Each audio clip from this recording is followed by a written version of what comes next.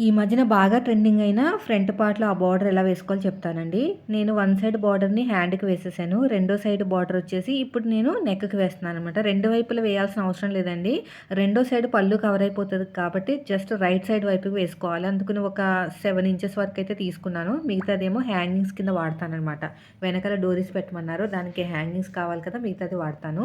ఇప్పుడు వెడల్పు అనేది కనీసం ఒక 2.5, 3 ఇంచులు ఉంటే బావుంటదనుకుంటాను బాడీని బట్టి. సో, నేనైతే ఒక 3 ఇంచులైతే తీసుకున్నానండి. ముందు వచ్చేసి అటు ఇటు ఫోల్డింగ్ చేసి కుట్టేసాను పోగులు బయటకి రాకుండా. ఇది ప్రిన్సెస్ కట్ కాదు నార్మలే. నెక్ వైపుకు ఇలా బార్డర్ పెట్టేసుకొని ఎక్కడి వరకైతే మనకు కావాలో అంతవరకు తీసుకొని మిగతాది కట్ చేసుకొని ఇదంతా లోపలికి ఇలా ఫోల్డ్ చేసేయండి. అదే ప్రిన్సెస్ కట్ అయితే అక్కడ కటింగ్ వస్తది కదా! ప్రిన్సెస్ కటింగ్ దాంట్లో పెట్టేసి కుట్టేసుకోవాలనమాట. కానీ మాది ప్రిన్సెస్ కట్ కాదు. 3 డాట్స్ బ్లౌజ్ అనమాట. అందుకు నేను ఇలా ఫోల్డ్ చేశాను. ఎక్కడ సాగదీయకుండా కుట్టేసుకుంటే సరిపోతది. ఈ ఫ్రంట్ పార్ట్‌లో చూసారా ఎంత సింపుల్‌గా అయిపోయిందో. సో, ఇలా ఒకసారి అయితే ట్రై చేయండి. చాలా బావుంటుంది లుక్కు.